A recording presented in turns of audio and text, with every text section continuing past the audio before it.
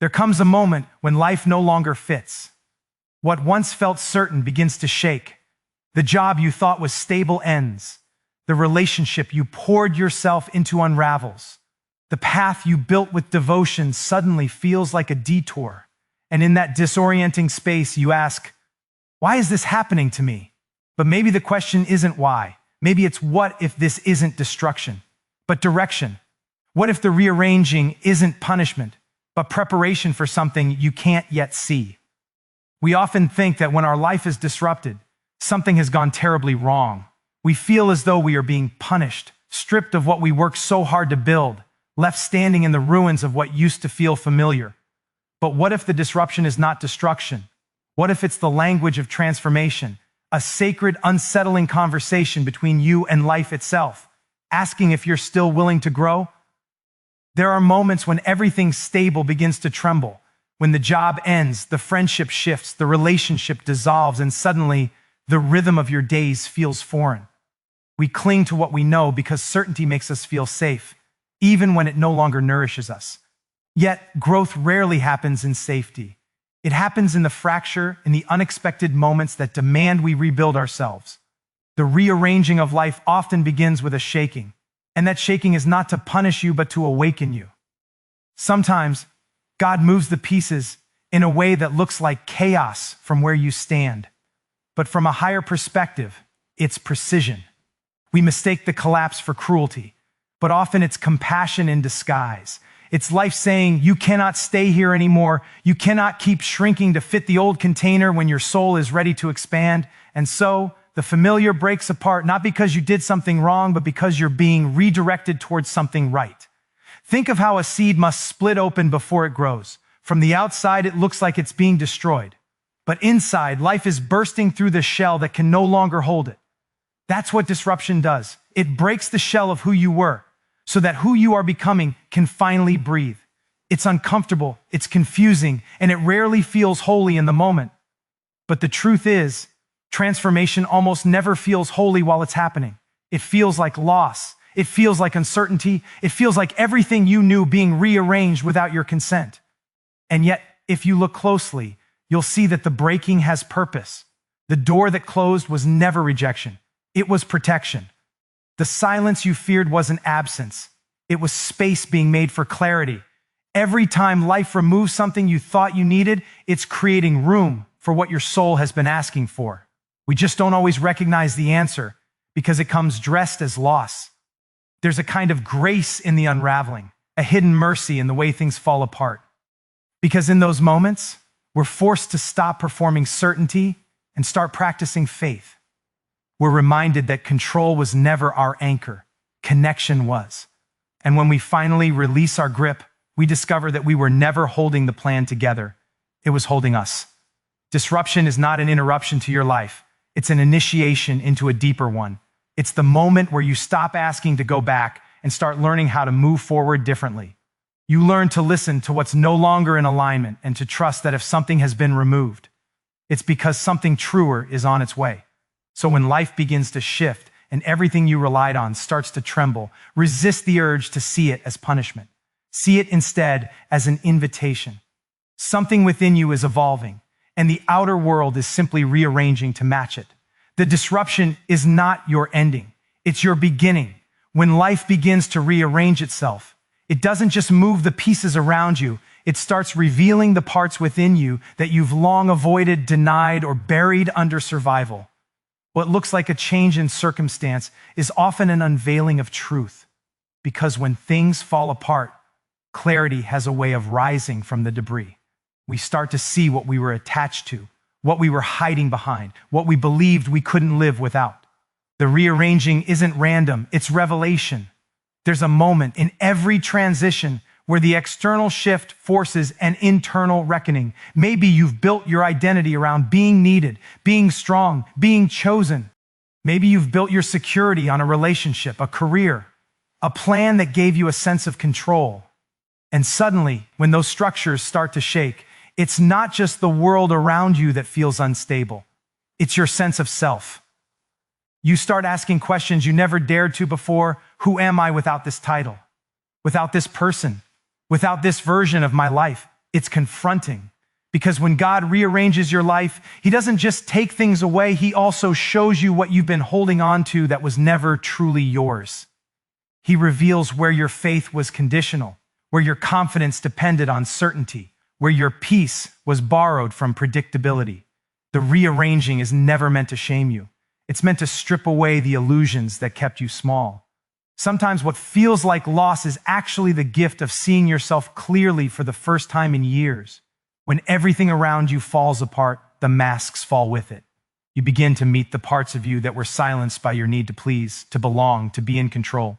The disruption becomes a mirror, showing you both your fragility and your strength, the depth of your fear and the quiet resilience that's been waiting to emerge. Revelation isn't always gentle. It often arrives as disappointment, heartbreak, or confusion. But in that unveiling, you start to see patterns that once felt invisible. You notice how often you've mistaken comfort for connection, obligation for love, busyness for purpose. The rearranging of life forces honesty. It invites you to look at where you've been living half alive, settling for less because you were afraid of losing what little you had. And once you've seen the truth, you can't go back to pretending. This is the hidden grace of divine rearrangement. It brings light to the places that darkness had quietly claimed. It reveals the false securities we clung to and the deeper strength we never knew we had. You begin to realize that the job you lost wasn't your identity. The relationship that ended wasn't your worth. And the season that closed wasn't your failure. They were chapters. Beautiful, necessary chapters, but not the whole story. When life reveals, it also refines. You start to discern what deserves your energy and what drains it, what aligns with your growth and what delays it. You begin to recognize that peace doesn't come from everything staying the same. It comes from learning to stay grounded when everything changes. The rearranging turns from something you resist to something you respect, because you realize it's not there to punish you, but to purify your path. So when life exposes what you once tried to hide, don't rush to cover it again. Let the light do its work. Let the truth unsettle you long enough to free you. Because revelation is the beginning of renewal, and everything revealed is a chance to return to what's real. Letting go is one of the hardest things we are ever asked to do. We tell ourselves that if we just hold on a little longer, try a little harder, or fix what's broken, maybe things will return to the way they were. We cling to the familiar because it makes us feel safe, even when it's suffocating us.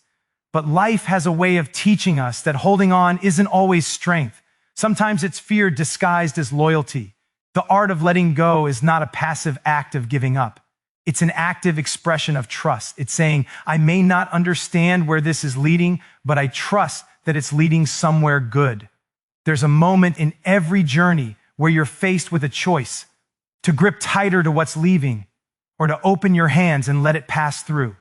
And the truth is, what's meant for you will never need to be begged for. The things and people aligned with your purpose won't require you to shrink yourself to keep them. Letting go is not losing control. It's acknowledging that you never had it in the first place.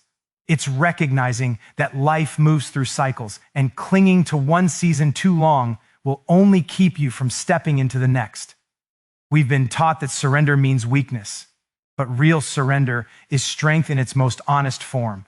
It's the moment you stop fighting the tide and allow yourself to be carried by it. It's giving yourself permission to stop managing the outcome and start trusting the process.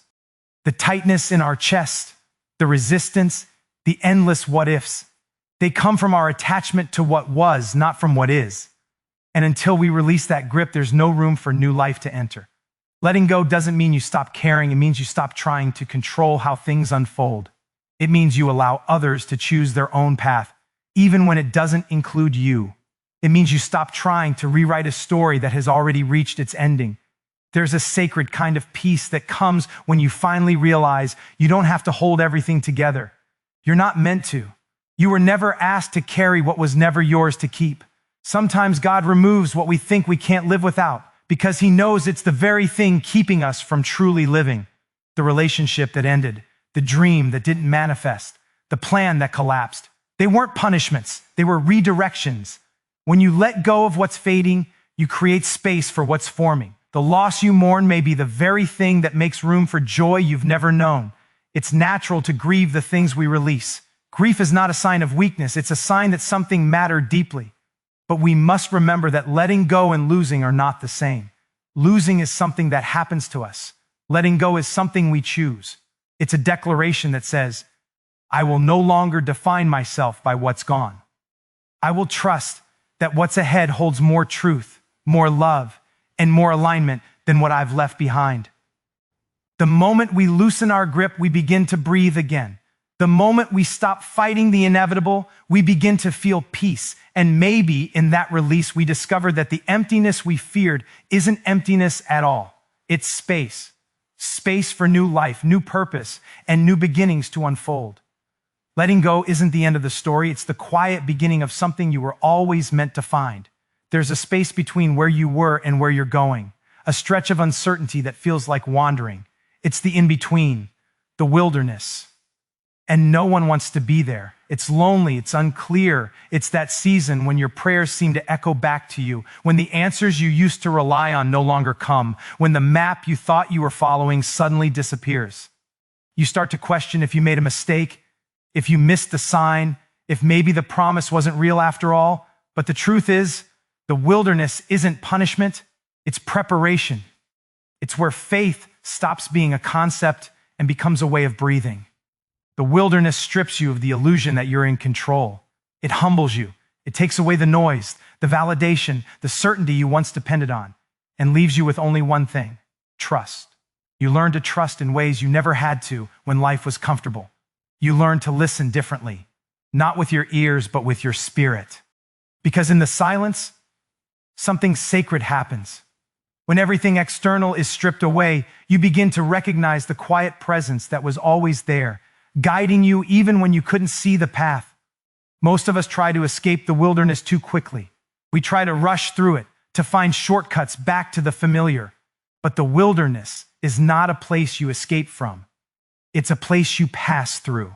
It's meant to teach you what comfort never could. It's where your dependency shifts, from relying on what's visible to trusting what's invisible. The longer you resist it, the longer it lasts. But the moment you surrender to it, it begins to shape you. It's in that emptiness that you begin to see what truly matters. The things you thought you needed start to lose their power. The voices that once defined you grow quieter. You stop striving to be seen, and you start longing to be whole. The wilderness has a way of simplifying you, of stripping away the unnecessary layers until all that's left is truth. It's uncomfortable, yes, but it's also cleansing. It removes what you no longer need so that when the promise comes, you can carry it with open hands instead of clenched fists. In the wilderness, faith becomes muscle. It's no longer about reciting what you believe, it's about living it in the dark. You start to understand that trust isn't proven when everything makes sense. It's proven when nothing does. That's where strength is forged. Not in clarity, but in confusion. Not in certainty, but in surrender. And when you finally stop fighting the uncertainty, you begin to feel peace. You realize that the wilderness was never meant to destroy you. It was meant to deepen you. Sometimes God takes you into the wilderness, not to test your faith, but to teach you intimacy. It's there that you learn how to walk without sight, how to love without guarantees, how to hope without evidence. It's where you discover that the absence of direction doesn't mean the absence of purpose. You are being led even when you don't know where. The promise isn't gone. It's just growing roots in the unseen.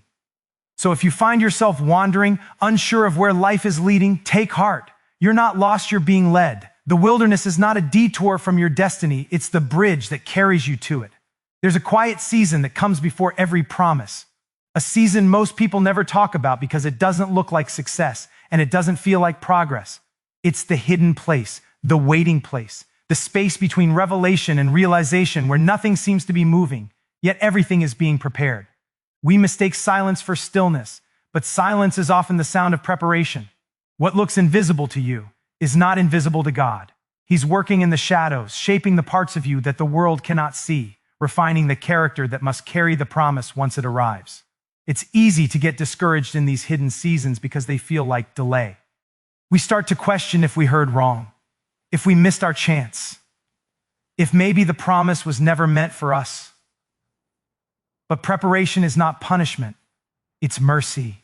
Because what you're asking for has weight, and if you're not grounded deeply enough, it could crush you. So God takes his time. He strengthens your roots before he shows you the fruit. He teaches you patience before he gives you position, and he builds endurance before he brings expansion.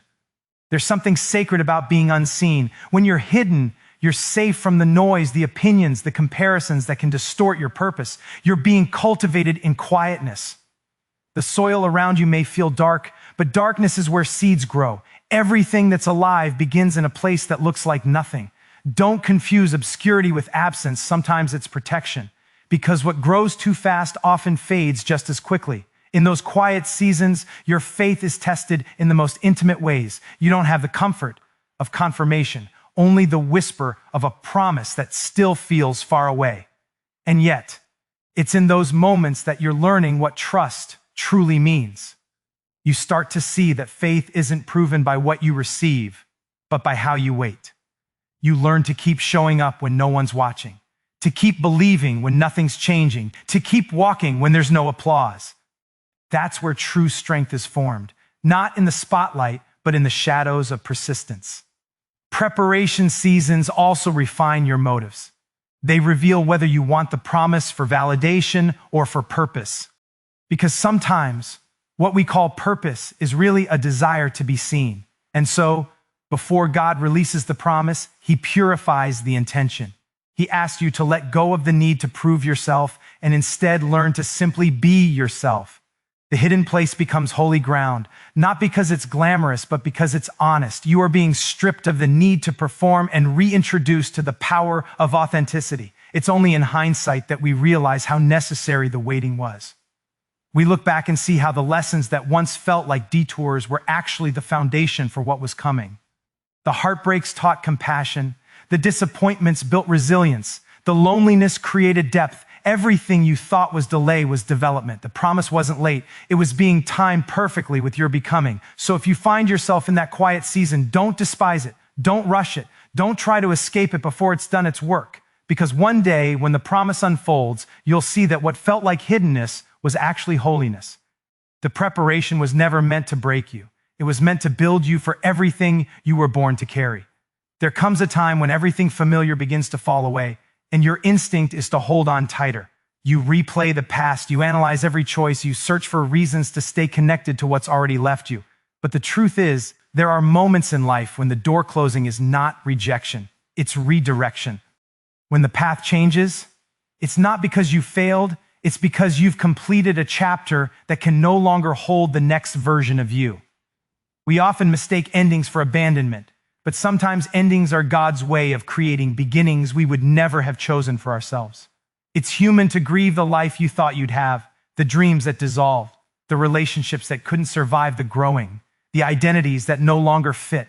These losses carry weight. They should, because they mattered. But if you listen closely, beneath the ache, you'll notice something else stirring. An invitation to trust that what is leaving your life is not being taken from you, but being transformed for you.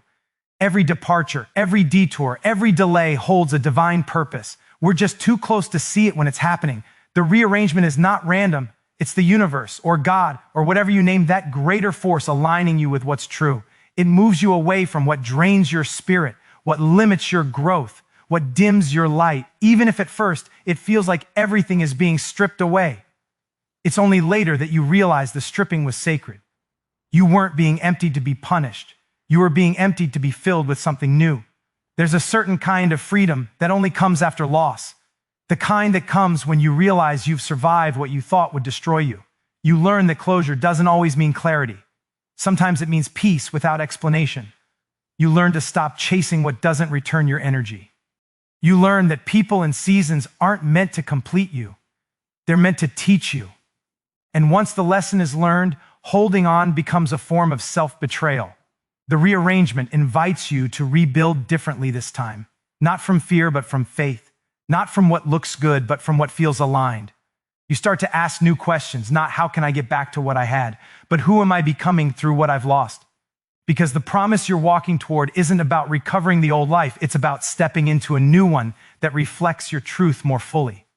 Sometimes the reason you can't see the promise yet is because you're still standing in the doorway of the past. You can't walk into what's next until you stop negotiating with what's over.